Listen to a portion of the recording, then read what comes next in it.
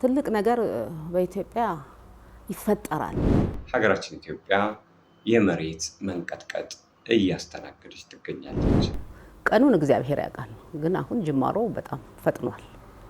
እንደውም እኛ ካወራንበት ጊዜ አሁን እኮ ፈጣን ነገር እያየን ኢትዮጵያ ላይ ከባድ መሰንጠቅ የሚደርስበት ምክንያቱ የኛ ከአገር በቀል እውቀቱ ከዚህ ጋር ነው ወይ የሚስማማው? እኔን የሚያሰጋኝ በህፃናቶች ላይ የሚደርሰው ችግር። ከባባድ ምግብ በልተህ ሆድ ሲነፋ ትንሽ አምቦ ጠጥተህ እንደምታገሳ መሬትን መተንፈስ አለባት። ካልተነፈሰች በስተቀር ህይወት ሊኖር አይችልም። እነማን ናቸው ከኛ ጋር? ሱዳንም ከግማሽ በላይ መሬቱ ውሃው ይውጠዋል። ጅቡቲንም አናገኛትም። ከዛ ደግሞ ኤርትራን አናገኝም። በዚህ በረሃ ብዙ ነገሮች አልፈዋል። ቀድሞ የኢትዮጵያ ህዝብም የመንግስትም አካላት የእርዳታም አካላት መዘጋጀት አለባቸው። እሱ እስካልሆነ ድረስ ሁላችንም እንደሌለን መቁጠር ነው። ምድርም ተቸገረች። ምክንያቱም ከአቅሟ በላይ ብዙ ነገሮች የተጫነባት ነው፣ የተከሰተባት ነው። ማዕድናት በጣም ብዙ አሉ። ወርቅ በተለይ ወርቅ ለመሰንጠቅ፣ ወርቅ ለመፈንዳት፣ ወርቅ ፈሳሽ ሆኖ ለመውጣት ከእሳተ ገሞራ ውስጥ የመጀመሪያው ደረጃ ከጠብ ጥበብ ከመጥበብ መጠበብ ይሻላል ወደሚለው እሳቤ ሄደን ከፍ ብናደርገው። እኔ አሁን ተፈጥሮ ያመጣችው አደጋ ምንም አልፈራሁትም። በበጎም ከመጣ ተመስገን፣ በመጥፎም ከመጣ የታዘዘብን ነው። ከእግዚአብሔር የታዘዘን ማንም ሰው ሊመልስ አይችልም። እንግዲህ አጠገቤ በኢትዮጵያ ታሪክ ሲወሱ የሚኖሩ በሀገር በቀል እውቀት ከፍተኛ አስተዋጽኦ ለሀገራችን ያበረከቱ ታላላቅ ጠቢባን አሉ። ዛሬ ከነሱ ጋር ነው እንግዲህ አጭር ቆይታ የምናደርገው። በሀገራችን ኢትዮጵያ ከቅርብ ጊዜ ወዲህ ከዚህ በፊት አይተነው በማናውቀው ሁኔታ የተፈጥሮ መቆጣት እያየን ነው። በተለይ መሬት ተቆጥታ እያየናት ነውና ማህበረሰቡ ምን ቢያረግ ጥሩ ነው? ይሄ ነገርስ እንደው በሀገር በቀል እውቀት እንዴት ይታያል? ሳይንሳዊ ነገሩ ምን ይመስላል የሚለውን ዛሬ እነዚህ ታላላቅ የሀገራችን ውድ ጠቢባን እንግዲህ ይነግሩናል ማለት ነው። ሐኪም አበበች አጠገባችን አለች። መጋቢ ሐዲስ ዶክተር ሮዳስም አብሮን አለ። በሀገር በቀል እውቀት ላይም ከፍተኛ ምርምር ያደረገው አብዱልፈታህ አብደላ አጠገባችን አለ። እንግዲህ ከነዚህ ታላላቅ ጠቢባን ጋር በሰሞኑ በሀገራችን ኢትዮጵያ በተደጋጋሚ እየመጣ እየተከሰተ ስላለው የመሬት መንቀጥቀጥ ቆይታ እናደርጋለን። አብራችሁን ቆዩ።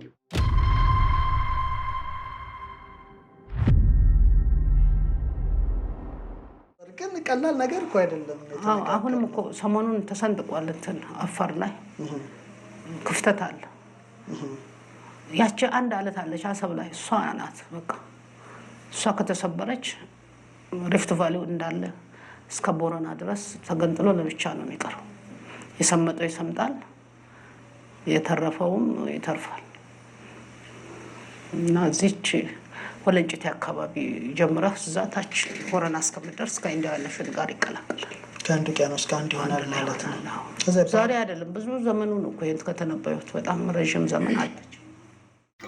ከዛሬ 6 ዓመት በፊት በአንድሮሜዳ የቴሌቪዥን ፕሮግራም ላይ ሐኪም አበበች አንድ የተናገረችው ነገር ነበረ።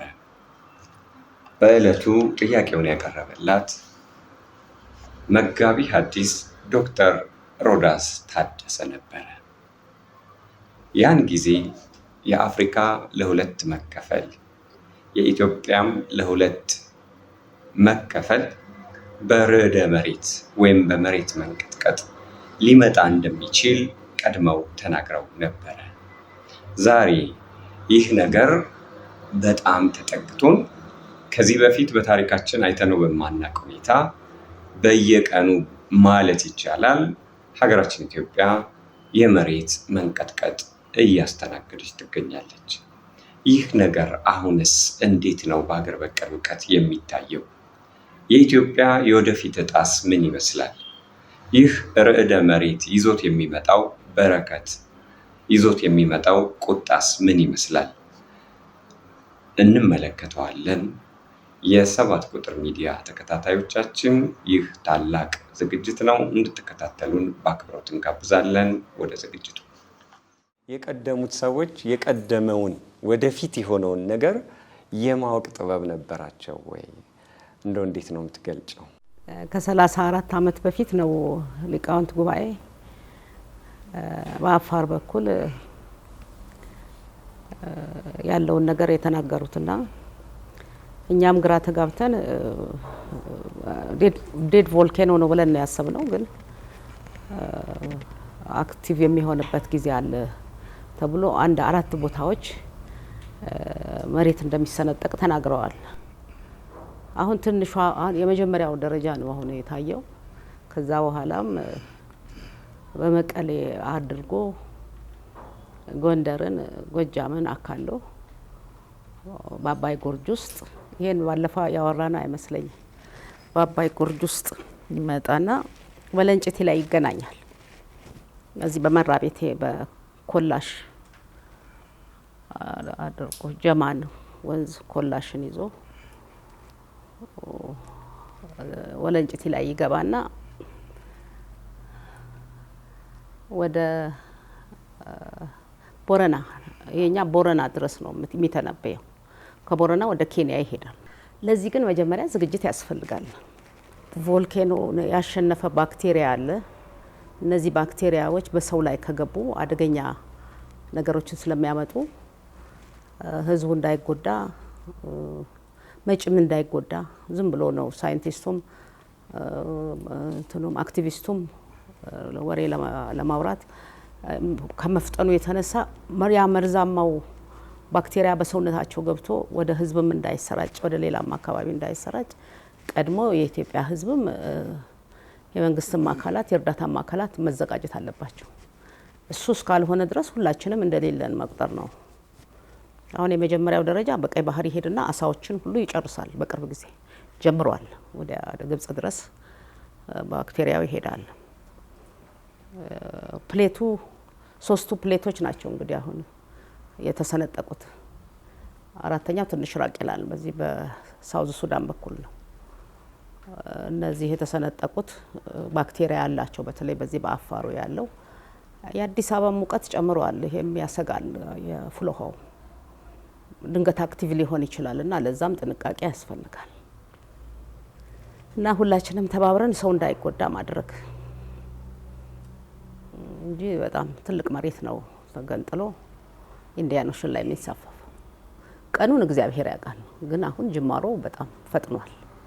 እንደውም እኛ ካወራንበት ጊዜ አሁን እኮ ፈጣን ነገር እያየን ነው። ይሄ ቆሻሻው ውሃ የተገኘችው ሀይቅ እነዚህ በሙሉ መርዛማ ናቸው። ባክቴሪያም አላቸው እና እንግዲህ በሰፊው እናንተ ተወያዩበት። እንግዲህ ታሪኩ ባለቤት ስለነበርሽ ያኔ ስትናገሪ እውነት ለመናገር እኛም ካንቺ ሰምተን መጽሐፍትም አይተን አገላብጠን ይህንን የሚመለከት የመርሃ ግብር በዩቲዩብም ሰርተን ነበረ። በእርግጥ ሳይንሱ ከቅርብ ጊዜ ወዲህ ነው መመስከር የጀመረው። ይሄ ትኩሳት እንደሚኖር፣ አፍሪካ ለ2 እንደምትከፈል የቀደመው ሰነዳችን አየህ ይናገራል። ኢትዮጵያ ውስጥም በስምጥ ሸለቆ አካባቢ በየ5 ዓመቱ እየደጋገመ እየመጣ አለ። መሬቱ እየተሸራተተ እጅግ በጣም እንደ ኬንያ ጎልቶ ባይታይም ማለት ነው አለ ስሜቱ። ስለዚህ ይሄ ነገር ምንድን ነው? ከዳሎ ላይ ከዛ የሚመነጭ ከኤርታሌ የሚመነጭ ውስጥ ለውስጥ የእሳት ባህር አለ። ያ ባህር ሲሞቅና ሲገነፍል ነው ይሄንን አየስ ከኬንያ ሄዶ ይከፍላል ተብሎ የሚጠበቀው።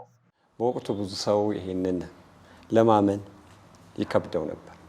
ያው የሀገር በቀል እውቀቶችን እውቀት ናቸው ብሎ የመቀበል ድክመት አሁን እያየን ስለሆነ እንደዛ ይባል ነበር። አሁን ግን እንደገና እንደ አዲስ በየቦታው መጋቤ ሐዲስ እና አንቺ ያደረግሻቸው የዛን ጊዜ ስታቀርቡት የነበረው ነገር እንደገና እንደ አዲስ እየታየ ያኔ እንደዚህ ተናግሮ ነበር ወይ እየተባለ ነው ያለው። አሁን ወደ መጋቤ ሐዲስ ዶክተር ሮዳስ ልሂድና እንዴት አየው አሁን ክስተቱን ቀድማችሁ አቅርባችሁ ነበርና አሁን እንደው ይሄ ነገር ከሳይንስ አንፃር ከኢትዮጵያ አሁን ካለችበት ሁኔታ አንፃር ከሀገር በቀል እውቀት አንፃር ደግሞ አንተ እንዴት ታየዋለህ? መልካም መምህር መስፍን አክብራ ስለጋበዝከን ከረጅም ጊዜ በኋላ ስላገናኘህን በጣም እናመሰግናለን። ከሐኪም አበበ ሽፈራው ጋር በአንድሮሜዳ የቴሌቪዥን ቻናል ያኔ ጄቲቪ ኢትዮጵያ ነበር የሚተላለፈው 2011 ይመስለኛል የመጀመሪያውን ቃለ መጠይቅ ያደረግነውና ስለዛ ቃለ መጠይቅ ሳስብ በጣም ብዙ ትውስታዎች አሉና ተከታታይ መርሃ ግብሮች ነበር ለ3 ሳምንት የዘለቀው። የብዙ ሺህ ዓመት የኢትዮጵያን የቀደመ ስልጣኔ ነበረ ሐኪም አበበች የዳሰሱት በዛን ጊዜ በጣም ብዙም ተመልካች የነበረው መርሃ ግብር ነበረ። እንዳጋጣሚ ደግሞ ስለ ርዕደ ምድሩ፣ ስለ መሬት መንቀጥቀጥ፣ ስለ መከፈሉ አንስተን ነበር፣ ዳሰነው ነበረ። እንደገና አዲስ ዓመት 2012 ሲገባ ደግሞ እኔ ዶክተር ጌትነት ዶክተር አብርሃም በነበርንበት በእሳቸው ቤት በነበረው መርሃ ግብር ላይ ድጋሚ ተነስቶ ብዙ ሀሳቦች ነበር የተነሱት። ሰፋ አድርገው ዳሳውት ነበረና ያ ከብዙ ዓመት በኋላ እንግዲህ ከ6 ዓመት በኋላ ድጋሚ ተነስቶ በቲክቶኩም በተለያዩ ማህበራዊ ሚዲያዎችም ላይ ሲተላለፍ አሁን ያደረግን እየመሰላቸው ሰዎች እየደወሉ ሐኪም አበበች የት ናቸው ይሉኛልና ትኩስ ሆኖ ቫይራል ወጥቷልና በጣም የሚገርም ነው። በጣምም ተመልካች ያገኘ ነው። ብዙ ቦታ ብዙ ሚዲያዎችም ላይ ተቆርጦ ሲወጣ አየዋለሁና ይሄ የሚያሳየን ሐኪም አበበች በዛን ጊዜ የተናገሩት ነገር አሁን እውን ሆኖ ሲታይ በሀገር በቀል እውቀትና በሀገር በቀል ምርምራችን እንድንኮራ ያደርገናል የሚል እምነት ነው ያለኝ። ግን ቀላል ነገር እኮ አይደለም። አሁንም እኮ ሰሞኑን ተሰንጥቋል እንትን አፋር ላይ ክፍተት አለ። ያቺ አንድ አለት አለች አሰብ ላይ እሷ ናት በቃ እሷ ከተሰበረች ሪፍት ቫሊው እንዳለ እስከ ቦረና ድረስ ተገንጥሎ ለብቻ ነው የሚቀረው። የሰመጠው ይሰምጣል፣ የተረፈውም ይተርፋል። እና እዚች ወለንጭቴ አካባቢ ጀምረህ እዛ ታች ቦረና እስከምትደርስ ከኢንዲያ ያለሽን ጋር ይቀላቀላል። ከአንድ ውቅያኖስ ጋር አንድ ይሆናል ማለት ነው። ዛሬ አይደለም ብዙ ዘመኑ ነው እኮ ይሄን ከተነበዩት በጣም ረዥም ዘመን አለች። በመላው ዓለም ርዕደ ምድር ያለ ክስተት ነው። ሀገራችን ኢትዮጵያም በታሪክ የተመዘገቡ ርዕደ ምድሮችን ከዚህ በፊትም አስተናግዳ ነበረ ታውቃለች። ለምሳሌ አንዳንድ ምሁራን በዚህ ላይ ጥናት ያቀረቡትን ስመለከት ከ1888 በኋላ እንደገና በ1898 ከ10 ዓመት በኋላ ርዕደ ምድር ተከስቶ የተወሰነ ጥፋት አጥፍቶ ነበረ። በ1953ም እንደዚሁ ጉዳቶች ኢትዮጵያ ላይ አድርሶ ነበረና በተለያየ ጊዜ ያጋጥማል። አሁን ደግሞ ሁኔታ ሁሉ ጨመርመር እያለ የመጣበት ጊዜ ነውና ሐኪም አበበች እንደጠቀሱ ሰፊ የሆነ ጥንቃቄ የሚያስፈልገው ሰዓት ላይ የደረስን ይመስለኛል። እንግዲህ ርዕደ ምድርን ከብዙ አይነት መልኩ ባየው ጥሩ ይመስለኛል። ቅድም ቁጣ ነው ያልከው እንዳለ ሆኖ ከቁጣ ባለፈም ደግሞ በረከትም የሚሆንበትም አጋጣሚ አለ። ምክንያቱም ምድር እንግዲህ እግዚአብሔር ሲፈጥራት ዳይናሚክ ይሄ ራሷን የምታስተካክል አድርጎ ነው የፈጠራት። ሁልጊዜ እንደዚህ ሆና ብትኖር ኖሮ ሰው መኖርም አይችልም ነበረ። ለምሳሌ አንተ ከባባድ ምግብ በልተህ ሆድ ሲነፋ ትንሽ አምቦሃ ጠጥተህ እንደምታገሳ መሬትን መተንፈስ አለባት። ካልተነፈሰች በስተቀር ህይወት ሊኖር አይችልም። ስለዚህ ርዕደ ምድር እንደ በረከት ብናየው ብዙ ነገር ይጠቁማል። አንደኛ እዛ አካባቢ ማዕድን እንዳለ የሚያሳይበት አጋጣሚ አለ፣ አንደኛው ነው። ሁለተኛው ግን ለምሳሌ እሳተ ገሞራ ሲወጣ መሬትን በብዙ መልኩ ሊያበለጽጉ የሚችሉ ንጥራተ ነገራትንም ጨምሮ ከመሬት በታች ያሉትን ወደ ላይ ያወጣል። ርዕደ ምድር አዲስ በረከት ለምሳሌ ተራራ፣ ሸንተረር፣ ሐይቅ፣ ወንዝ፣ ውቅያኖስም ጭምር ይፈጥራል። ይሄ እንግዲህ የምድርን ቅርጽ በማስተካከል ደረጃ የራሱ የሆነ አዎንታዊም ነገር አለው። ከጥፋቱ ባሻገር ጥፋቱ እንዴት እንከላከል ራሱን የቻለ አንድ ሀሳብ ነው።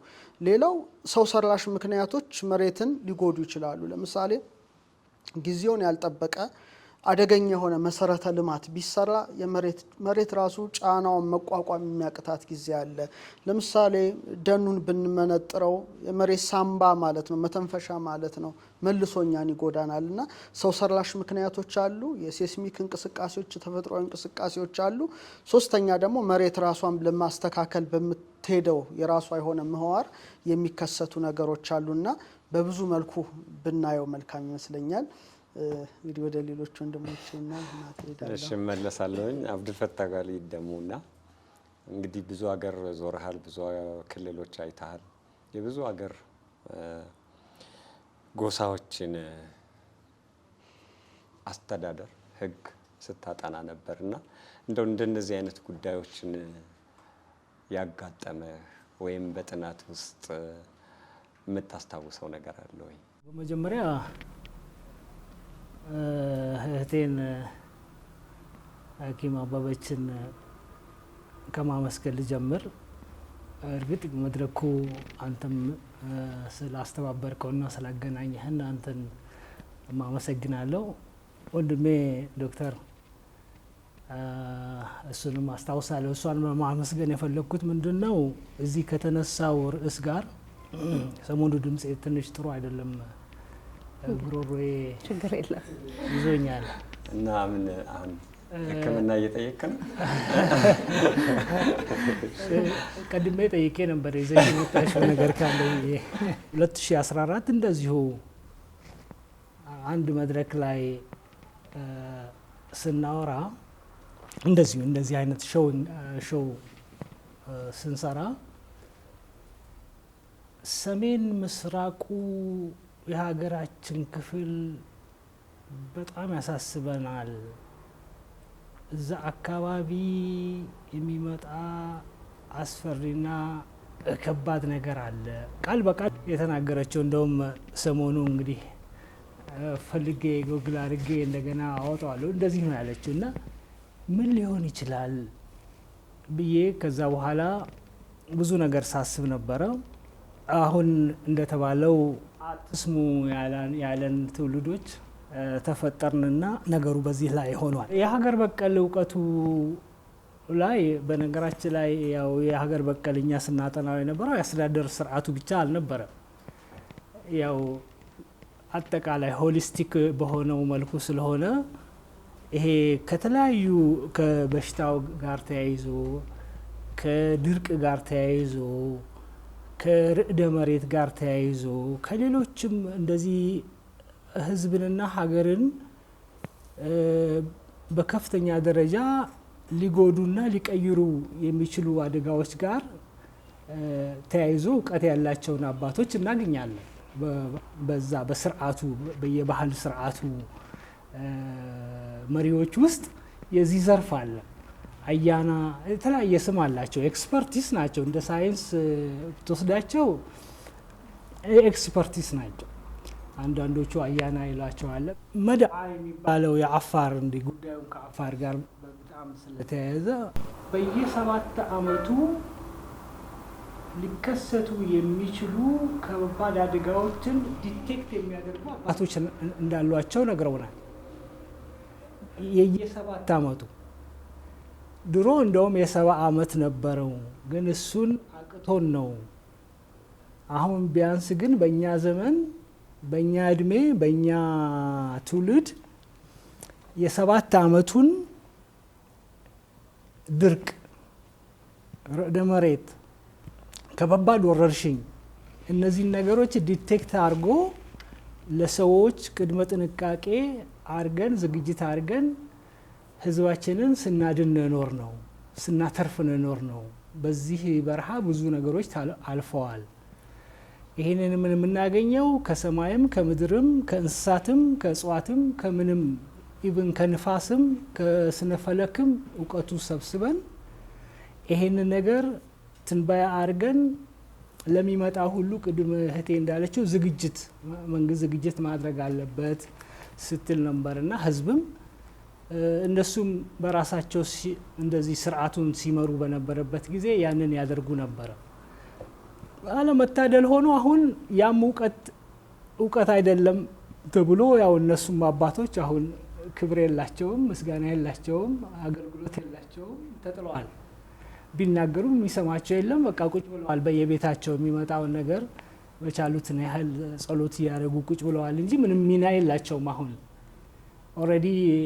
ምክንያቱም ትውልዱን የሚነግረው የሚያስተምረው እነሱ አይደሉም። አሁን ወይ ሚዲያው ነው ወይ የመንግስት መዋቅሮች ጋር ተያይዞ ነው።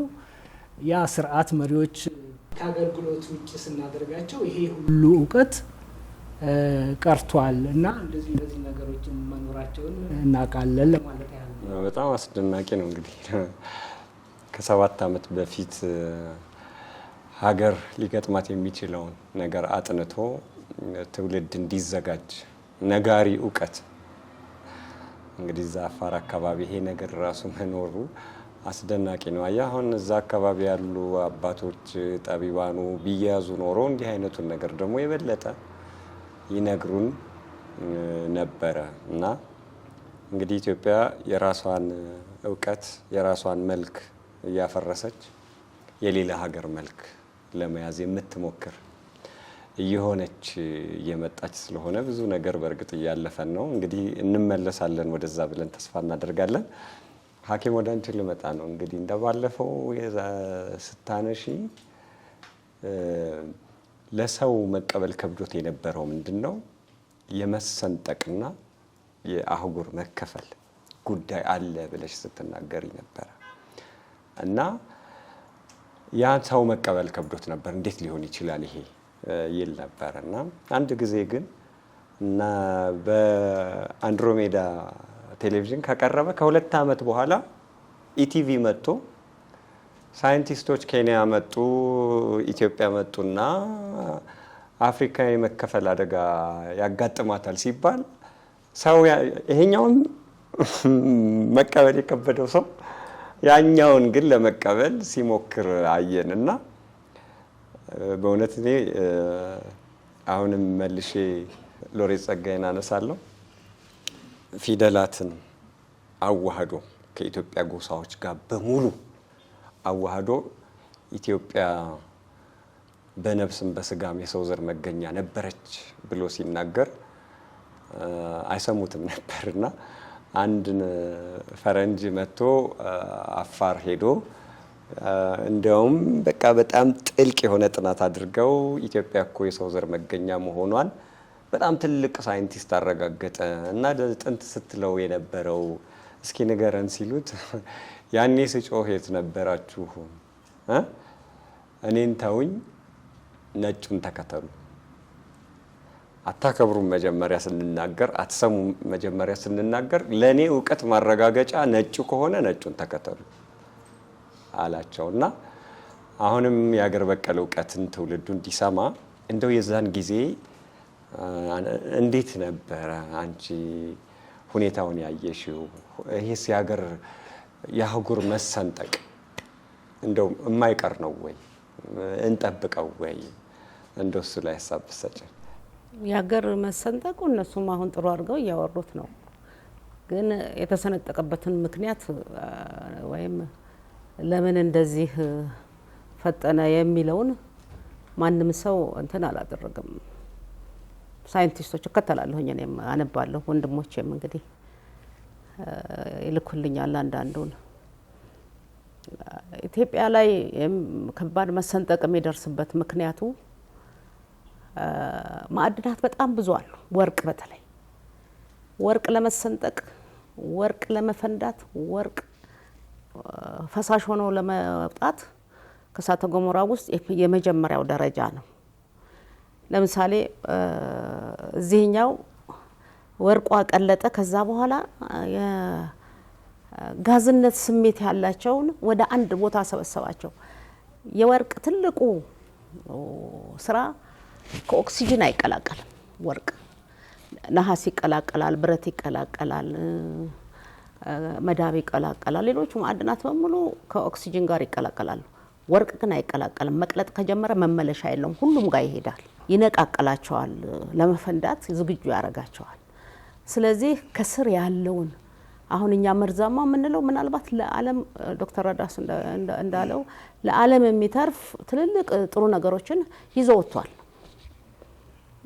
ወደዚህም ወደ ላይኛው ወደ ሰሜንኛው ክፍል እስከ ራስ ዳሽን ድረስ በሚካሄድበት ሰዓት በአይከል ጊዜ በእናታችን አይከል ጊዜ የነበሩ ማዕድናትን ያወጣቸዋል።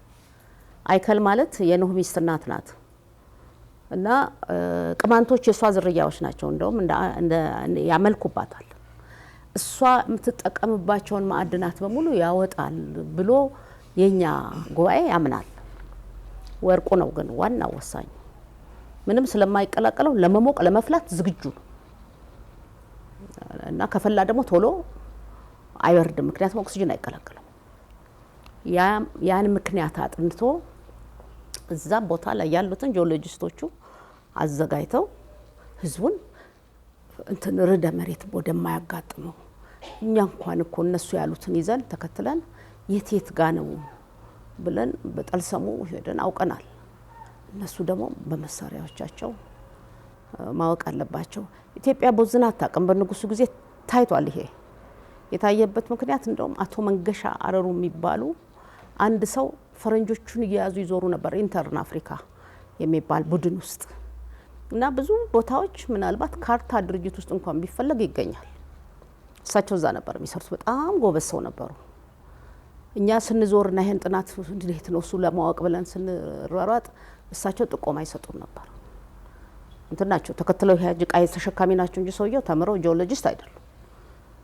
እና ህዝቧ ያውቃል የኢትዮጵያ ህዝብ ያውቃል ትንሽ ነገሮች ለማግኘት ብሎ ነው እዛ ሰዓት ላይ የሚጣደውና ከእሳቱ ህዝቡን የሁላችንም ስራ መሆን አለበት ማዳን አለበት ድንገት ቢፈነዳ ሊያለብሰው ይችላል ፎቆች የሚሰሩት አላግባብ ግንባታዎች የሚሰሩት ቅድም እንዳነሳችሁት እንትኑን ሊያፋጥኑት ይችላል ከብደት ሲሰማው አሁን የፍሎሃ ዙሪያ የተሰሩ ነገሮች ብዙ አይመቹኝም ከድሮ ጀምሮ እናገራቸዋለሁ ድንገት አይታወቅም እንጦጦ ላይ አይታወቅም ወደታችም ስንሄድ የረር ላይ አይታወቅም እነዚህን የጂኦሎጂስት ስራዎች ሆነው ጤኛን ጥቆማም እየሰሙ ቢሰሩት ህዝቡን ከችግር አገሪቷንም ካደጋ ያድናሉ በበለጠ ግን ሰፋ ያለ መሬት ነው የሚነቀለውና ከናቱ አፍሪካ ኢትዮጵያ ሆኖ ግን ደሴት ሆኖ ያገለግላል ከደሴቶች ግን በላይ ነው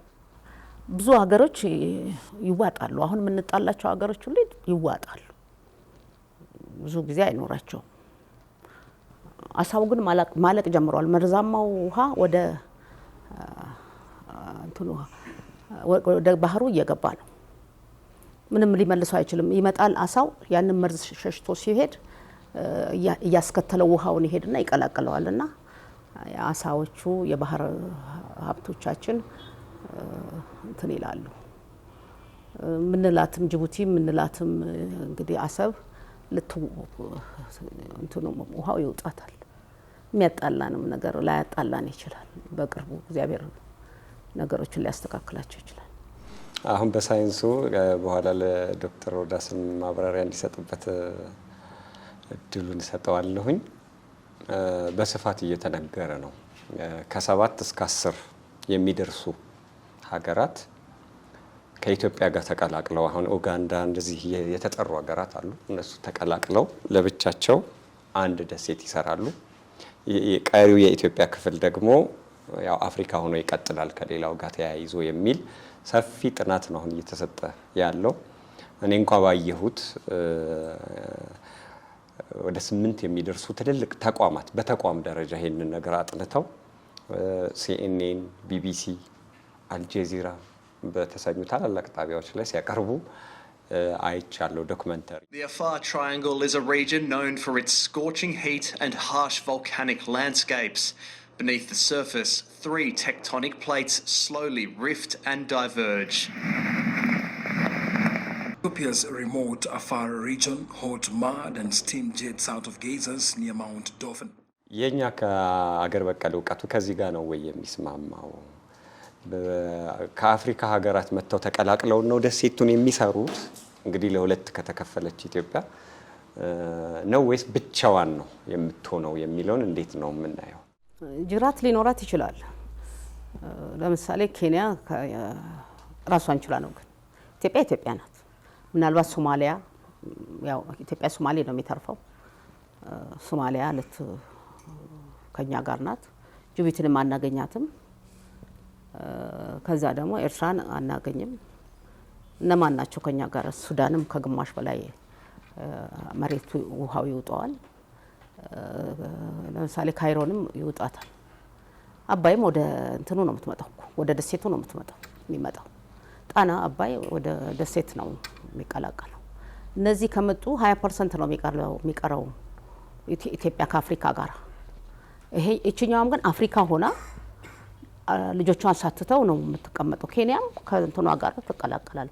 ዩጋንዳም የሞተው ቦታዋ ቀርቶ እንግዲህ አሁን በዚህ መሀከል ላይ ሌላ ፕሌት አለ። ያ ፕሌት ነጭ አባይ ውስጥ ነው ያለው። እሱ አውስትራሊያ ከተገኘችዋ አዲስ አገር ጋራ ይገናኛል። ፕሌት ነው፣ የመሬት ወለል ነው። የመሬቱ ሳህን ከዛ ሲገናኝ ያቺ ደሴት ስትወጣ ይሄ ወደ ታች ያዘነብልና ሳውዝ ሱዳን ምናልባት ከኢትዮጵያ ጋራ ዝምድናውን ይቀጥላል። እንግዲህ ጥሩ ነገር የሚኖረን ከሳውዝ ሱዳን ያቺ የቀረችው ኢትዮጵያ ወደ ሳውዝ ሱዳን ትሄዳለች ወይ ሳውዝ ሱዳን ወደ እነዚህ ወደኛ ከኛ ጋር ብዙ ዝምድና አላቸው እንጂ ኢትዮጵያ ናት በቃ። ያንም ያ ፕሌት እስካሁን አልተነገረም፣ እኔ አልሰማሁም። እንግዲህ የኛ የመጨረሻ ወለል ሌላ ዓለም ይፈጥራል ተብሏል።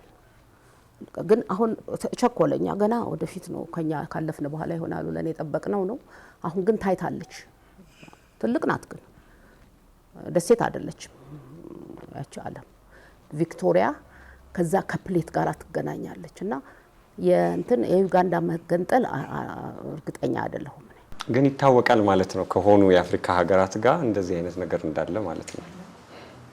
እኔ ብዙ ጊዜ መላለሳለሁ ሳውዝ ሱዳን፣ ሌላ ምንም ምክንያት የለኝም ይሄንን ለማየት ነው።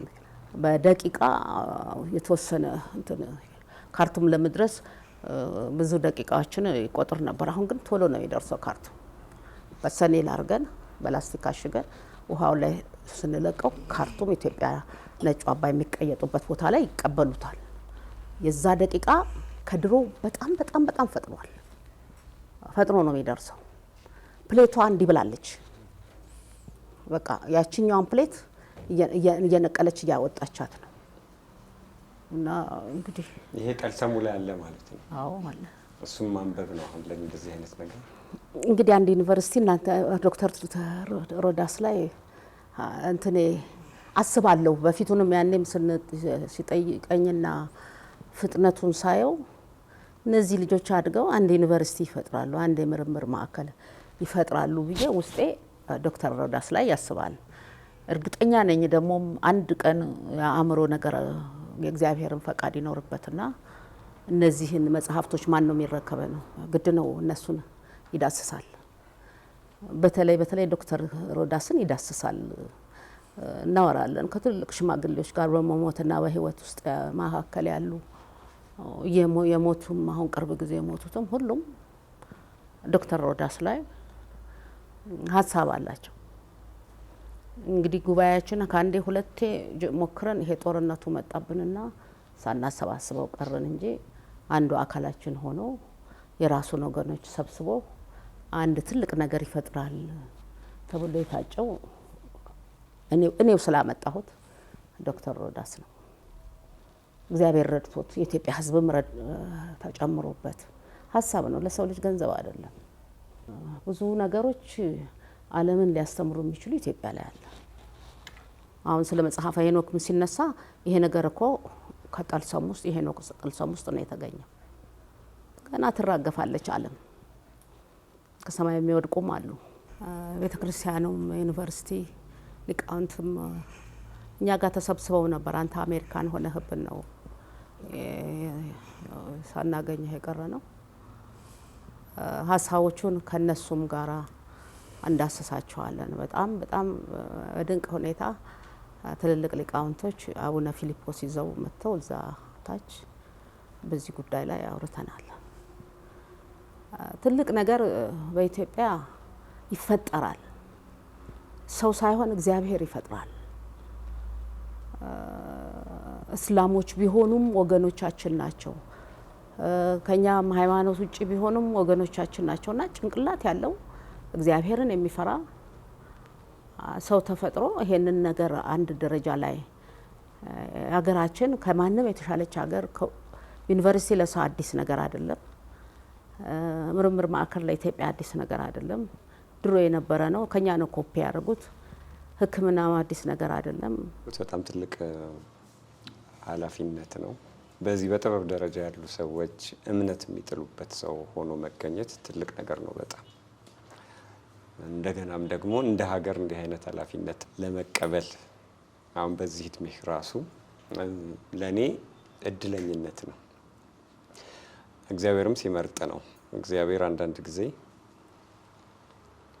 በቃ በየዘመኑ የሆኑ ሰዎች ያመጣል። መጽሐፍ ቅዱስም የሚነግረን እንደዛ ነው።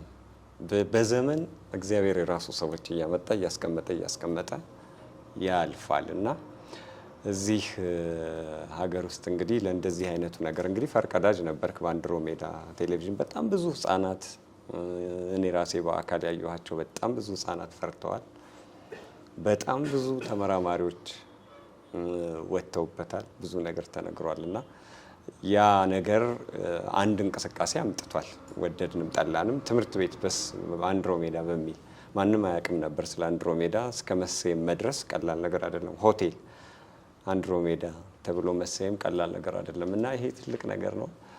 እንግዲህ እግዚአብሔር በረከቱንና እድሜ ሰጥተው ደግሞ ይሄንን ነገር ስትሰራ ታሪክ ስትሰራ እንድናይ ፈቃዱ ይሁን። ይሄንን እግረ መንገዴን ይዤ እንዴት ታየዋለህ ብዬ ሳይንሳዊ ምርምሩ ላይ ብዙ ጥናቶች አሉና እነሱ ጥናቶች ይሄ የአህጉሪቱ ለሁለት መከፈል ወይም የኢትዮጵያን ከፊል ለሁለት መከፈል እንዴት ነው የሚመለከቱት? እንዴት ታስማማዋለህ አንተስ? ሁለቱን አያይዘህ ብትነግረኝ። መልካም። ትልቅ አደራም ነው፣ ትልቅ ኃላፊነትም ነው። እንደ እውነቱ ከሆነ ያኔም የነበረን ሀሳብ ይሄ ነበረ። ትልቅ ተቋም መስርቶ የሀገር በቀል ምርምር የስነ ፈለክ ምርምራችን በማዕድን ላይ ያለው አብዱል ፈታ የሚያጠኑት በህግ ላይ በእጽዋት ላይ ብዙ ሊቃውንት መጥተው እውቀታቸውን የሚያበረክቱበት ኢቭን የእውቀትን የምትናዘዝበት እኮ የለም። ራሱ ሴንተር እኮ መኖር አለበት። ብዙ ሰዎች እኛ ጋር ይመጣሉ ታውቃለህ።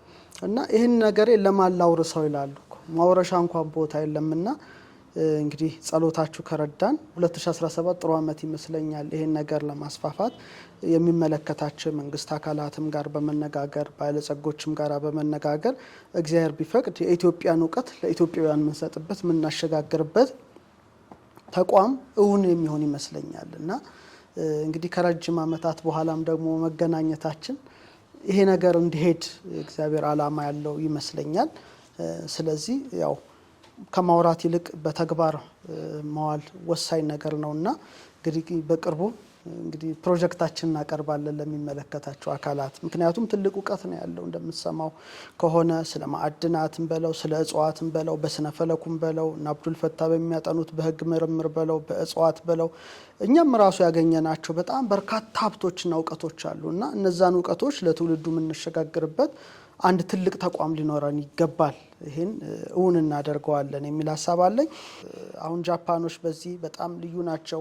ለምሳሌ አርዝኩዊክ ሲነሳ ህንፃው እንዳይደረመስ ቢያንስ እንደዚህ የሚዋዥቅ አድርገው ነው የሚሰጡ። እኚህ ኮንክሪት ነው፣ ከተሰነጠቀ ከረገፈ በጣም አደጋ ነው። ሀገራችን ኢትዮጵያም እንግዲህ የሚሰሩት ድልድዮች የሚሰሩ ፎቆች የሀገር በቀል ሰው ምሁራንን ማዕከል ያደረገ ጥናትን ማዕከል ያደረገ ነው። በእርግጥ እንደተባለው አህጉር መከፈሉ የሳይንሱ ያስቀመጠው መላምት በጣም ብዙ አመታት ነው። እሱም መጥቀስ አያስፈልግም። ግን እንደተባለው ወደ 230 ርዕደ ምድር የሚከሰት ከሆነ እንደዚህ አይነት ነገሮች አደገኛ ኬሚካሎች የሚወጡ ከሆነ በጣም አደገኛ ነው። ወደ አሞኒያ ምናምኖች ነው የሚወጡት እና እነዚህ ነገሮች በጣም ከታመቁ ከተማችንም እንዳለው ፍልውሃ አለ። አሁን አንድ ልጅ አለ፣ አንድ ጓደኛ ነው፣ ወደ ቂርቆስ አካባቢ ነው የሚኖረውና ውሃው ራሱ ሙቅ ነው አለ። አሁን የሚወጣው የሞቀን 6 ወራችን ነው አለና ይሄ ከሆነ ብዙ የምናስበው ብዙ የምንነጋገርበት ጉዳይ ይኖራል ማለት ነው። ስለዚህ የኢትዮጵያ ሕዝብ እንደተባለው ሰከን ብሎ ምን እናድርግ፣ ምን ለሀገራችን እንስራ፣ ችግሮችን ደግሞ ወደ በረከት እንዴት እንቀይራቸው የሚል ነገር ነው። እንደውም ሐኪም ሲያነሱ እስከ ኖህ ዘመን ድረስ ሄደው የኖህ ዘመን ጊዜ የነበሩት ጌጣጌጦች ጭምር ብለዋል። እንደውም እኔ በሆን ጋዜጠኛ አንተ ቦታ ሆኜ ምነዛ ምን ነበራቸው እየጠይቅ ነበረ። ዛሬ ንጉስ እንደሆነ አንተ ነው። ብቻ እነዚህ ገጸ በረከቶችስ ሀገር እንዴት ይጠቀምበት የሚለውንም ብንወያይ በጣም መልካም ይመስለኛል። ይሄን ለማለት ነው። በኖህ ዘመን የነበሩ ጌጣጌጦች ሲባል አንድ ሁለት ሰዎች እዛም ሲስቁ አይቻለሁ እና እንደው ስለሱ ትንሽ ብትይ እስኪ ምንድነው የኖህ ሀብቶች እንዴት ነው? እስኪ አንቺ እንዴት ነው የተረዳሽው? እንዴት ነው ያገኘሽው መረጃ? ብዙ ብሔሮች ቋንቋ ያላቸው የተለየ አጠቃቀም አሁን የኦሮሞ ባህል አለ፣ የኦምና የኩሽ ባህሎች አሉ፣ የሴም ባህሎች አሉ። ልክ እንደዛው ነጋፋት፣ ነሂናሪያ፣ ቡሻሼ ሌሎችም ዘሮች ጠፍተዋል። አሁን የቀረን አንድ እንትናት የአይከል ዘር ቅማንት ነው የቀረን። አይከል ሴቶችን ትወክላለች። በጣም ሁል ጊዜ ስሟ እየጠፋኝ ይቸገር ነበረ ጥናቱን ስሰራው። በኋላ ነው ከትልልቅ ሰዎች ላይ ወሰድኳት። አይከል በጣም ጎበዝና ልጇ የኖህ ሚስት ናት። ያው 72ቱ ቀን አልፎ ምድር ስትገለጥ ሙቀቱ ሲያበቃ ንፍር ውሃ ስለነበር ከዛ ወጥታ ነው ህዝቡ የተረፈው። ያው የቶርም ዘር ከአይከል ነው። አይከል ጎበዝ ናት። ብዙ ቅርሶች፣ ብዙ የሴት ልጆችን የሚወክሉ ነገሮች ያስተላለፈች ናት። አይከሊስት ብለን ብናወጣ እንኳን ያቺ አይከል ሀሳብ የምትወስድ ሴት የመንደር መሪ ናት። አሁን እንደ ሲንቄዎች፣ እንደ ሴት ዳኞች፣ እንደ ሴት የአካባቢ የማህበራት መሪዎች እንደዛ አይነት የአይከልን ስርዓት ይወክላሉ። እንዳትረሳ ተብሎ ነው እሱ የተደረገውና በጎንደር ዙሪያ አይከል የምትባልም ከተማ አለች። ነባር ህዝቦች ማለት ነው። ኔቲቭ አሁን የምንላቸው ህዝቦች የአይከል ዘሮች ናቸው በኢትዮጵያ የቀሩት። በጣም መመራመር ትችላላችሁ። በተለይ ወጣት ሴቶች ጎንደር ሄዶ ቅማንት ምንድን ነው ማህበረሰቡ ውብ ተፈጥሮ ያላቸው ባህላቸውን የሚያከብሩ ቤተሰቦቻቸውን የሚያከብሩ ቅማንት ዘር ያላት ሚስት ለባሏ ክቡር ናት። ባሏን በጣም ታከብራለች። ልጆቿን በስርዓት ታሳድጋለች። አይከሊስት በጣም ትልቅ ቤት መስራት የምትችለው የአይከል ሴት ናት። ልክ አሁን ሀሙናይ እንደሚከበር ሀሙን ተብሎ በሱዳን እንደሚከበረው ከሷ በኋላ ነው ሀሙን። አይከል ስራዋ ነው የሚከበረው። ጌጣጌጦቹ ምኑ ያለበትን ቦታ እሷ ናት የምታውቀው። ተሸፍኗል። የስንት ሺህ ዘመን ነው እንግዲህ። እኛ እንኳን ከኢቲኤል ስንጀምር 5800 ዘመን ከዛ በፊት ነው ያለፈበትን የኖረበትን አስብ። ያ ተሸፍኗል። ያንን እሳተ ገሞራው ያወጣዋል። የአይከልን ቅርሶች ያወጣል። አሁን ለምሳሌ ጣና ዙሪያ ላይ ስትሄድ ቤተ መንግስቶች እኮ ነበሩ ነው። ማን ያወጣቸው? ጂኦሎጂስት ያስፈልጋል። በዚህ በአሁን መሬቱ እንኳን ብዙ ጂኦሎጂስቶች ሊወጡ ይገባ ነበር፣ ሊያስረዱ ይገባ ነበር። ቴሌቪዥን ጣቢያው ይሄ ፌስቡኩ ይሄ ምናምን ተራውን ነገር ከሚያወራ እነዚህን ነገሮች እያወጡ ማውራት ነበረባቸው። አልተመራመሩማ። ሲማሩ ለዚህ ምርምር ዝግጁ አልነበረም እንትናቸው፣ ጊዜም አልነበራቸው። አሁን ስለ አይከልም እናጠናለን ከተባለ በጣም ጎበዝ አዋቂ እዛ አካባቢ ሰንብቶ ስለ መድኃኒቷም ስለ አይከል ስለ አሰራሯም ስለ ህዝቡም ባህል ማጥናት ያስፈልጋል። እና እንትኑ ያወጣዋል። እሳተ ገሞራው ግን ያወጣዋል። እርግጠኛ ሆነን ነው እኛ የምናወራው። ሲደርስ መቼስ ደግሞ እናንተ እርግጠኛ ትሆናላችሁ። እሷ ከጀመረችው በዚህ ስፔሲፊክ ቅማንት ጋር ተያይዞ የቅማንት ወንበር ነው፣ የወንበር ስርዓት ነው። እሱ ስናጠና አሁን አንዳንድ ነገሮችን ስታነሳ እህቴ እኔም እሱን እያሰብኩ ነበር እና ምንድን ነው የሚሉት አንደኛ በኢትዮጵያ ውስጥ ይሄ የሴት የስነ ጾታ ጋር ተያይዞ በስነ ጾታ ትልቅ በተለይ የሴቶች ማንነት፣ የሴቶች ክብር፣ ልዕልና፣ ሞገስ አንዳንዴም ብቻም ሳይሆን ገባ ብለህ ስታየው ከወንድ በላይ ናቸው እነሱ። በአንዳንድ ስርዓቶች ማህበር በኢትዮጵያ በአንዳንድ ቅማንት አንደኛው ነው። ሴቶችን ነው። ምክንያቱም ሴቶች የእውነት ምንጭ ናቸው፣ የዘር ምንጭ ናቸው እና የእውነት ምንጭ ናቸው። ፈጣሪ ደግሞ እውነት ነው። ተብሎ ነው የሚገለጸውና እውነት ማለት ፈጣሪ ነው።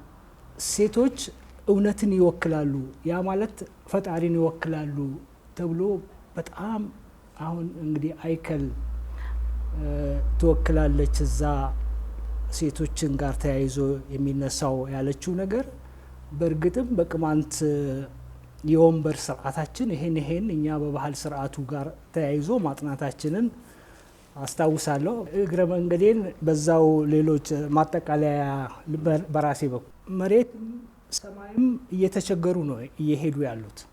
አሁን ብዙ ችግሮች እየመጡ ያሉት መሬትም ሰማይም እየተቸገረ ነው ያለው።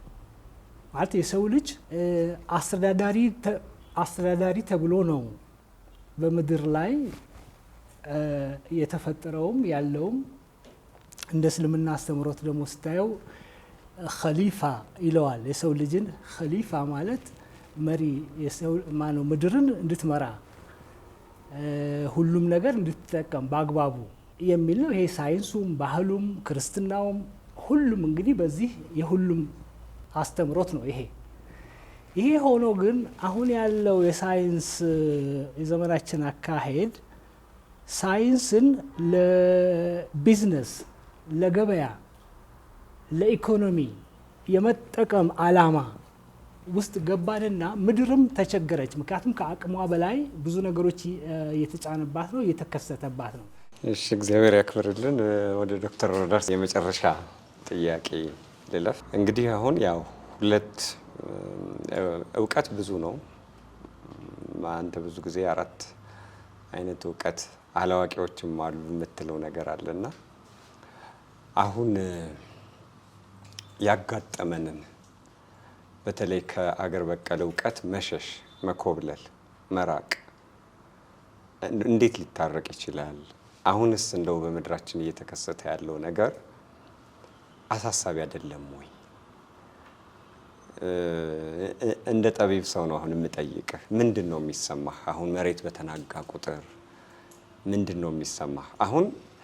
እንዲሁ የዜና አውታሮችን ስንሰማ ያልነካው አካባቢ የለም። አሁን ትግራይ ገባ ይባላል፣ አማራ ክልል፣ ደቡብ፣ አዲስ አበባ በጣም እየነካ ነው። እኔ መሬት ላይ ከመጣሁበት ጊዜ ጀምሮ ነፍስ አውቄ እንዲህ አይነት ነገር አልሰማሁም፣ አላጋጠመኝ። እንደውም የሆነ ጊዜ በተከታታይ ለ10 ቀን ለ12 ቀን በተከታታይ ሲታይ እንደው እንደ አንድ መንፈሳዊ ሰው ምንድን ነው የሚሰማ? ሳይንሱን ደግሞ ጠልቆ ገብቶ እንዳጠና ሰው ውስጥ እንዴት ታየዋለህ? ይታረቁልሃል ወይ እነዚህ ሁለት ነገሮች? ይስማሙልሃል ወይ? እስኪ እሱን እንደው ካንተ ልስማ። ከባድ ጥያቄ ነው የጠየቀኝ። ስምምነት ጥሩ ነው። ሁልጊዜ ሰው ሞተ እንዴት ያነሳል ሲባል 4ቱ ባህሪያተ ስጋውና 3ቱ ባህሪያተ ነፍሱ ሲስማሙለት ነው ሙት ማንሳት የሚችለው፣ ያንን ኃይል ኤነርጂ የሚያገኘው ይባላልና ሁሉንም ነገር ማስማማት መልካም ይመስለኛል። ነገር ግን ህዝቡ ሀገር በቀል እውቀትን ትቷል የሚል ደግሞ እምነት የለኝም። አብዛኛው እንደምታየው እኮ የሚኖረው አብስሎ የሚመገበው የሀገር በቀል እውቀቱን ተጠቅሞ ነው።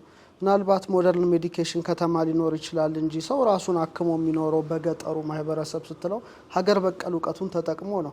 ምናልባት ፍርድ ቤት ያለው ከተማ ሊሆን ይችላል እንጂ በሽምግልናውም በምኑም ሀገር በቀል እውቀቱን ተጠቅሞ ነው። እና ምናልባት እቺ ከተማው አካባቢ ያለውን ነገር ብቻ አይተን ህዝቡ ሀገር በቀል እውቀቱን ትቷል ማለት ድምዳሜ ውስጥ ባንገባ መልካም ይመስለኛል። እና ደግሞ ሰው ካሳየ ነው በእውነት እንደሚቀበል በአንድሮሜዳ መርሃ ግብር አይተናል። ሐኪም አበበሽ ጋራ ሊማር የነበረው ፍላጎት እሳቸው ራሱ ሌሊት 10 ሰዓት 9 ሰዓት መጥቶ ሰው በር እስኪያንኳኳ ድረስ ነው የደረሱት። እና ሁላችንም አንድ ነገር ኢቨንት እናዘጋጅ ብንል፣ ሀገር በቀል እውቀት እናስተምር ብንል በእውነት ህዝቡ ተገልብጦ ነው የሚመጣው። ምናልባት እኛ ያን ሲስተም አለመዘርጋታችን ካልሆነ በስተቀር እግዚአብሔር በሚያውቀው ሰው የራሱን ነገር ይጠላል የሚል እምነት የለኝም። እንኳን እኛ እዚህ እንላለን እንጂ ሰሜን አሜሪካ ብትሄድ፣ አውሮፓ ብትሄድ የሀገራቸውን ፊደል፣ የሀገራቸውን የዘመን ቀመር፣ የሀገራቸውን እሴት ለማወቅ እንዴት እንደሚፍጨረጨሩ ብትመለከት በእውነት ከኛ በተሻለ መልኩ። ስለዚህ ጨለማውን አትርገመው ነው። ትልልቅ ሪሰርች ሴንተሮች በመክፈት ነገሮችን በማስተማር እኛውን መልኩን መለወጥ ያለብን እንጂ ህዝቡ ይህንን አድርጓል ህዝቡ ጠልቶታል የሚል እምነት የለኝም። ሌላው የአውሮፓ እውቀት ይህን ይደግፋሉ ለምትለው ለኛ ላይ ደግፍ ይችላል ግን በሀገሩ ይደግፋል።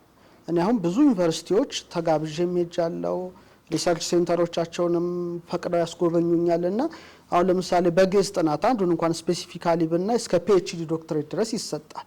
ብዙ ሪሰርቾች ይደረጋሉ በጣም ብዙ ጥናቶች እስከ 3ኛ ዲግሪ ማለት ነው ፈንድ ይሰጣሉ።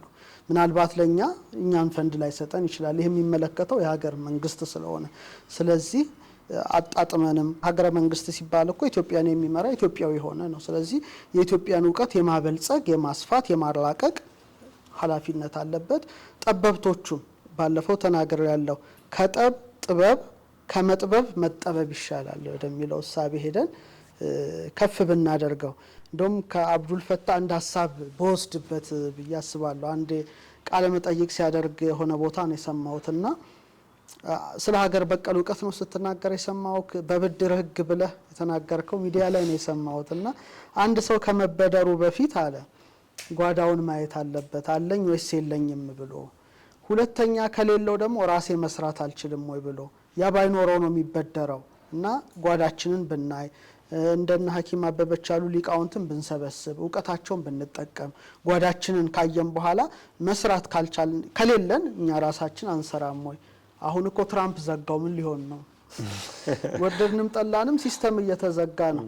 አሁን ሀገር በቀል መድኃኒት ብናስፋፋ ኖሮ አንዳንድ ተጓዳኝ ህመሞች ሲመጡ ቢያንስ አውጥተኮ ትሰጣለህ። አሁን መድኃኒት አልሰጥም ይላል ይሄ ምን ታረጋዋለህ? ስንዴ አልረዳም ይላል፣ ማዳበሪያ አልሰጥም ይላል።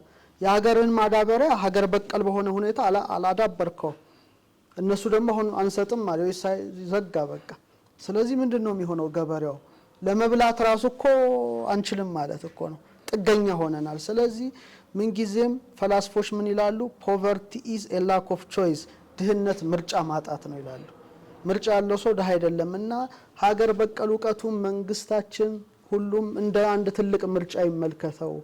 ይሄኛው ቢዘጋበት በዚህ ያወጣዋል ወደሚለው ሐሳብ ነው ለመሄድ እንፈልገው። አመሰግናለሁ።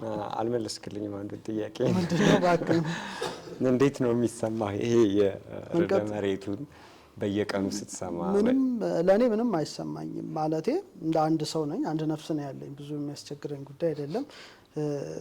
ግን እድል ይዞ ይመጣል። ይሄ ስለሆነ እኮ ነው የተሰበሰብነው አይደለ? አንዳንድ ጊዜ ነገሮችን ሁሌ ኔጌቲቭ አንመልከታቸው። ፖዚቲቭ ነገሮች አላቸው፣ መልካም ነገር አላቸውና ይሄ በመምጣቱ እንደነዚህ ያሉ ሊቃውንት ተሰበሰቡ። ሌላ ነገር ላይ ያመጣል፣ በረከት ይዘዋሉ። አንድ ችግር ሲመጣ መፍትሄ ይመጣል። ድሮ ለምሳሌ አንድ ነገር ልንገር። አሁን እንትን ማሽነሪ ሲተካ ሰው ስራ የለውም ተብሎ ነበራል፣ ዋሽንግ ማሽን ምናምን። አሁን ለስንት ሺህ ሰዎች እድል ፈጥሯል። አሁን አዳዲስ የሚመጡ መስንትኖች አረ ስራ የሰውን ስራ ሊያስወጡ ነው ይባላል። ግን ሚዘውት ደግሞ የሚመጡት ሚሊየንስ የሆነ ጆብ ኦፖርቹኒቲ አለና እኔ ይሄ ነገር እንደ መልካም ነገር ነው ማየው። አይ ዶንት ኖ ማይንድ ሴታፕ አላቅም። ሲንቀጠቀጥ እንትን ሊለኝ ይችላል። ግን የሆነ ይዞት የሚመጣው በጎ ነገር እንዳለ ይሰማኛል። እና ምናልባት እኔ ፎከስ ማድረገው ብርሃኑ ላይ ነው፣ ጨለማው ላይ ስላልሆነ ይሄን ይመስላል። እሺ እግዚአብሔር ይስጥልኝ። ሐኪም ወደ አንቺ እንግዲህ ማጠቃለያ ሊመጣ ነው እና በእርግጥ ይህንን ሀሳብ ለምን አንነጋገርበትም ያልሽኝ አንቺ ነሽ። በእውነት እግዚአብሔር ይስጥልኝ እንዲህ ተሰብስበን እንድንነጋገር ሀሳቡን አመንጭተሽ እንደዚህ ሰውም ሊረዳው የሚገባውን ነገር እንዲያውቅ መደረጉ በጣም ትልቅ ነገር ነው። ይሄንን ካልኩ በኋላ ግን አሁን በዘመናት መካከል እንግዲህ ብዙ ጥበብ እንደቀሰመ ሰው፣ ብዙ ታሪክ እንዳጠና ሰው ምንድነው የኢትዮጵያ መጻኢ ዕድል በዚህ አሁን ተፈጥሮአዊውን እንግዲህ ሌላውን ሰዎች የሚሰሩትን አሁን ሀገራችን በጣም አሳዛኝ ጊዜ ላይ እንዳለች እንረዳለን። ቀሚሷ በጣም አድፏል፣ ቆሽሿል። ልጆቿም በጣም ብዙ ችግር ውስጥ እንዳሉ እናውቃለን እና ብዙ ሰው የጨነቀው ጊዜ ላይ ነው ያለንበት። አሁን በሀገራችን የምናለቅስበት ጊዜ ላይ ሆኗል። በጣም ብዙ ጭንቀት ውስጥ ነው ያለነው እና አሁን ግን እግዚአብሔር ተስፋ እየሰጠን ነው ወይ? እነዚህ ማዕድናት ሁሉ ከወጡ ምናልባትም ደግሞ ራሷን የቻለች ደሴት ከተፈጠረ ህዝቡ ይሄንን ደግሞ አይቶ መሰበሪያው ይሆን ወይ? ወደ እግዚአብሔር መመለሻ መሰበሪያው። መቼም ተሰበር ተብሎ ብዙ እኔ በግሌ ለመሰበር በጣም ስንቸገር ነው የማየው እኔን ጨምሮና እንደዛ ይታይሻል ወይ? ዶክተር ሮዳስ ጥሩ ነው ብርሃኑን ማየትህ። መቼም ብርሃንን እንደማየት ተስፋ እንደማድረግ ትልቅ ነገር የለም እና እውነት ተስፋ እናድርግ ወይ? ኢትዮጵያ የተደላደለ ነገር ላይ ወርቅ ትለብሳለች ወይ? ብርሃን አላት ወይ? ትንሣኤ አላት ወይ? የሚለውን አያይዘሽ ብትነግሪኝና ብናጠቃልል። ከራሳችን የተነሳ መጥፎ ነገር አለ ሊባል ይችላል። መጥፎን በጥሩ መቀየር በጣም ቀላል ነው። እኔን የሚያሰጋኝ በህፃናቶች ላይ የሚደርሰው ችግር ይሄ ተፈጥሮ ነው። ይሄ አሁን ማንም ሰው ሊመልሰው ማንም ሰው ሊያዘው አይችልም። ይሄ ተፈጥሮ ረድ መሆን ስላለበት እግዚአብሔር ይሄንን አደረገ ተመስገን ብለን መቀበል ነው ያለው። በዚህ ውስጥ ጥሩ ነገር ከተፈጠረ ጥሩን እንቀበላለን። መጥፎ ነገር እንዳይፈጠር ደግሞ ዝግጅት ማድረግ ነው ቅድም እንዳልኩት። እኔ ግን እንደ መጥፎ ችግር ማይላት ለኢትዮጵያ ህፃናቱ ላይ የሚደርሰው ፈተና ህጉ ወሰን ያላደረገለት ህግ አትፈርድባቸውም። በዳኞችም በህግ አውጪዎችም ያለው በወቅቱ ጥሩ ነገር ስለነበረ ያለውን ነገር በአደጋውም ወንጀሉም ትንሽ ስለነበረ በዛ ልክ ነው የሚፈርዱት። ይሄንን ባህሉ እንዴት ያየዋል? ባህሉ ይሄንን መከላከል አይችልም ወይ? የእናቶች ጊዜ አይከልን የምናደንቀው እኮ ይሄንን ስለተከላከለች ነው። የአይከል ህጎች እኮ ይታወቃሉ። አንድ ባለጌ መንደር ውስጥ ካለ የሾመቻቸው ሹመኞች ወጥተው ይጮሃሉ፣ ለታላቁ ሰው ከበላይ ላለ ሰው ይናገራሉ። የዛ ሰው ቤተሰብ ይጠራል። ያንን ጥፋት ያጠፋ ሰው ለምንድን ነው ልጅህን በስርዓት ያላሳደግከው? ይሄንን ለምን አደረገ ተብሎ ይጠየቃል። ከተጠየቀ በኋላ መልስ ካጡ ከነ ቤተሰቦቹ ከነዘሩ ገበያው ለሱ ክፍት አይደለም። ጎረቤት አያናግረውም። ቢሞት ወጥቶ አይቀብረውም። ቅጣቱ በጣም የአይከል ቅጣት በጣም ኃይለኛ ነው። በዛን አይነት ሲቀጣ ዲሲፕሊን ሆኖ ሌላውም ሰው እንዳያጠፋ ረፍ ይሄ ይደርስብሃል እየተባለ አገሪቷ በጣም ተከብራ ታፍራ በህዝቦቿ ህግ ነው የዳነችው። ይሄ የትላልቅ የፍርድ ቤት ህጎችን አይጠቅስም። የባህል ህጎች አሉ፣ የመንደር ህጎች አሉ። ትልቅ ስራ ነው። አንድ ባለጌ ወደ መንደር ገብቶ ሴት መድፈር አይደለም ሴትን ጎንተል የሚያደርግ ከሆነ ወዲያውኑ ትጮሃለች፣ ትቀርባለች፣ ትነግራለች። ወዲያው ቤተሰቡ ይጠራል፣ ቅጣት ይወሰንበታል። እሳት እንኳን አይጭሩም ከሱ እሳትም እንዲጭር አይፈቅዱለት። ይሄንን የመሳሰለ ትልልቅ ባህላዊ ህጎች አሉ። ይሄንን ማደራጀት ያለባቸው ወንዶቹ ስራ ሰርተው ነው የሚገቡት። በቃ ፈተናቸው በስቷል። ደግሞ አሁን የሚያሳዝነው ነገር ወንድ ልጅ ላይ ያለ ፈተና ቀላል አይደለም። በዚህ ዘመን ያለ የቤት ልጆቹ ይራባሉ። ሞልቶ ጉልበቱ ሰርቶ ሊያበላ አይችልም። ለሱ ሲለፋ ቤቱን ዞር ብሎ ሊያይ አይችልም። እናቱም ተደርባ ደግሞ መስራት ጀምራለች። አሁን ያንን ሴቶች ነን መከላከል የምንችለው። ሴቶች ነን ወደ አደባባይ መውጣት ያለብን። ሴቶች ነን ልጆቻችንን መጠበቅ ያለብን። ሴቶች ነን ወደ ባህል ህጎች መምጣት ያለብን እንጂ እኔ አሁን ተፈጥሮ ያመጣችው አደጋ ምንም አልፈራሁትም። በበጎም ከመጣ ተመስገን፣ በመጥፎም ከመጣ የታዘዘብን ነው። ከእግዚአብሔር የታዘዘን ማንም ሰው ሊመልስ አይችልም። መለወጥ አለባት ምድሪቷ። አሁን ባህላዊ ህጎችን እንዴት እናጠናክራለን? እንዴት ቤት ለቤት እንነጋገራለን? የተወሰነ እኮ ወጥቶ መጮህ አልቅሶ መታየት አይደለም። ለምን ይሄ ይደረጋል ብሎ ህጎችን ከባህላዊ ላይ መውሰድ ብዙ የተጻፉ አቶ አብዱል ፈታህ ጋር አያለሁ። እኔ እንደውም ብዙ ገዝቼ አንብቤ ያለሁ። ጥሩ ናቸው። እንደ እንትኑ ቁጥር አልተሰጣቸውም እንጂ እንደ ህጉ ብዙ ህጎች አሉ ከእንትን ጋርና ይህንን አስገድዶ መድፈር፣ ጦር መምዘዝ ስንፈጠር አዳምና ሔዋንን ነው የምናስበው። የጥበበኞች ጥበበኛ የጎበዞች ጎበዝ እሱ እግዚአብሔር ይህንን የመሰለ አምሳል አድርጎ አውቦ ፈጥሮናል። በዘር በሃይማኖት መለያየቱ ትርጉም ስለሌለው ያንን ለማጥፋት ትውልዱ መነሳት አለበት። በቃ ወደ መንደር ሳይሆን ወደ አደባባይ የምንወጣበትና ይሄንን ነገር የምናጠፋበትን የኔ ስጋት በአገሬ ላይ ችግር ያመጣል ምለው ይሄ ተልካሻ ባህሪያቶች ናቸው። ምናልባት ሀሳብ ካላችሁ ሁላችሁም በዚህ ጉዳይ ላይ ወልደን በደንብ ካላሳደገን ምን ሀገር አለን? ማንም ልጄን ጨምድዶ የሚጫወትባት ከሆነ ምን ኑሮ አለኝ? ለዚህ ህግ መጠናከርና መዘጋጀት ያስፈልጋል። አይከልን ስናስብ ራስ ዳሽን ተራራ ላይ ወጣ ውሃ ወደ ታች ይወርዳል። ኬቭ ውስጥ ነው ገብታ ትላትሉንም ምኑንም አድርጋ አብልታ ወገኖቿን ያተረፈችው። ልክ እንደዛ ልጆቻችንን አይከልን ሆነን ማትረፍ በጣም በጣም በጣም ያሳስበኛል።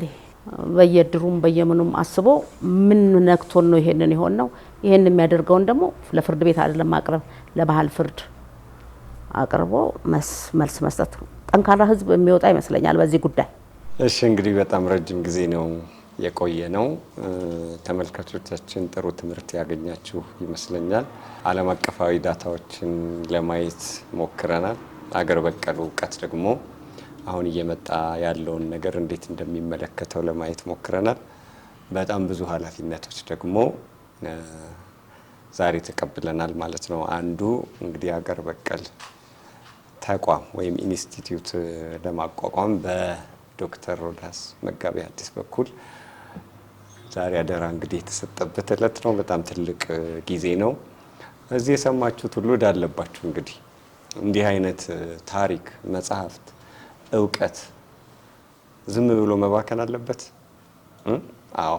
ስለዚህ የኢትዮጵያ ሰራዊት የሆናችሁ መነሳት አለባችሁ። እውነት በቃ እስኪ ለህሊናችሁ እችን ሰጣችኋት ሂዱ። የሀገሬ ባህል፣ የሀገሬ እውቀት በተቋም ደረጃ ተመስርቶ ማየት አለብኝ። ባሌንም ልጆቼንም እመክራለሁ፣ ጎረቤቶችን እነግራለሁ፣ ሰራዊት ሆናለሁ የሚለውን ለልባችሁ መስጠት እንዳለባችሁ ይሰማኛል። እንግዲህ ይህንን ስርጭት ደግሞ የምትመለከቱ ሁላችሁ በእርግጥ እዚህ የተገኛችሁት እድለኞች ናችሁ። ሰምታችኋል ብዙ ነገር። ሌሎቻችሁም እንግዲህ በዩቲዩብ ትመለከቱታላችሁ። 3-4 ዩቲዩብ ላይ ይለቀቃል ይሄ። ሴቶቹ ደግሞ ትልቅ መልእክት ተላልፎላችኋል ዛሬ አይደል? አንዲት ታላቅ ሴት ተነስታ እስኪ እሷን ምሰሉ፣ በክፋት ዘመን ተፈጥሮ በከፋሽ ጊዜ ወገኖቿን ያዳነች ሕግና ስርዓት ለዚህ ሕዝብም ሰጥታ የነበረች እስካሁን ባህሏ ያልጠፋ ታላቅ ሴት ሰምተናል አይደል? ዛሬ ማን ትባላለች? እስኪ በሉት። ሰምታችኋል ማለት ነው። ስለዚህ እጅግ የሚደንቅ ነው ታሪኳ። ይሄንን ይዘን ደግሞ እኛስ ቆይ አሁን እዚህ ያላችሁት ልጆች የራሳችሁ ታሪክ ቢኖራችሁ የምትነሱበት አዲስ ነገር መውለድ ባንችል ያለውን ማስቀጠል ያስፈልገናል አይደለ? እና ቅድም መጋቤ ሐዲስ ዶክተር ሮዳስ ሲናገር አይ እንደው አገር በቀል እውቀት እኮ ትውልዱ ሸሽቷል ማለታቸው ያው አላወቀውም ነው እንጂ ይጠቀምበታል እኮ አይደል? እዚህ ያላችሁት በሙሉ እንጀራ አይደል እንደምትበሉት? ማን ነው የሰራው? ወጥ ዛሬ እዚህ ድፎ ዳቦ እየበላን ነው። እነዚህ ሁሉ የተቀመሙት ይሄንን ስርጭት የሚመለከተው ሁሉ እኮ የሚኖረው በአገር በቀል እውቀት ነው። ግን አላወቀውም፣ አላከበረውም፣ በተቋም ደረጃ እንዲታይ አላደረገውም። እንዲህ ሲባል ዓለም አቀፍ እውቀቱን ዝም ብለን እንጣለው ማለት አይደለም። የሚጠቅመንን መያዝ ያስፈልጋል አይደል? አሁን ይሄ ስርጭት ይኸው በካሜራ ተቀርጾ ለብዙ ሚሊዮን ሕዝብ እንዲደርስ ይሆናል። ጠቃሚ ነገር ነው። ጠቃሚውን መውሰድ የኛን ደግሞ በጣም በተለይ ሰውነት ላይ እኛን የሰሩንን በቃ ሰው እንድንሆን ያደረጉን ኢትዮጵያዊ በጣም ሰው ነው። በውጭ ዓለም እንደው ሄደት ባልንባቸው ብዙ አስደንጋጭ ባህሎች አሉ። ኢትዮጵያዊ ባህሉ ወጉ ሰውነት ላይ ያተኮረ ነውና እሱ እንዲጎላ ለማድረግ ብዙ ኃላፊነት የተሰጠበት ትልቅ መልእክት የተላለፈበት ነው። ሴቶቹ ደግሞ ይሄንን ይዛችሁ እንግዲህ ለልጆቻችሁ ስትሉ ልጅ ያላችሁ ለልጆቻችሁ ስትሉ ሴት የምትከበርባት ሀገር፣ ሴት ጠቢብ ደምቃ የምትታይበት፣ እናንተም ደግሞ የጥበብ ልብስ የምትለብሱበት ሀገራችን እንድትሆን። ሴቶች ጥበብ ቢለብሱ ሀገር እንዲያትሆንም ነበር። ወንዶቹን ይቆነጥጡ ነበር። ጸጥ ታደርጓቸዋላችሁ። ከትልቅ ወይም ከአንድ ስኬታማ ወንድ ጀርባ ማን አለች ይባላል? ሴት። እውነት ነው፣ ሴት ናት። እና ሴት ሀገር መሪ ናት። ከኋላ በጣም ብዙ ሀገር መሪ ትመራለች። ልጆቿን በጣም በቅርበት ከወንድ በእርግጥ ወንዶችም ይቀርባሉ፣ ግን በጣም የሚቀርቡት ሴቶቹ ናቸው። ልጆችን በመቅረጽ ብዙ ግንኙነት ያላቸው ሴቶች ናቸው። እና ሀገር ተረካቢ ትውልድ እንድትቀርጹ፣ እግዚአብሔርን የሚፈራ ትውልድ እንድታፈሩ፣ የቀደመውን የኢትዮጵያ ጥበብ የለበሱ ልጆች እንድታሳድጉ በዚህ አጋጣሚ መልእክታችንን እናስተላልፋለን። እንግዶቻችን እኛን አክብራችሁ ስለመጣችሁ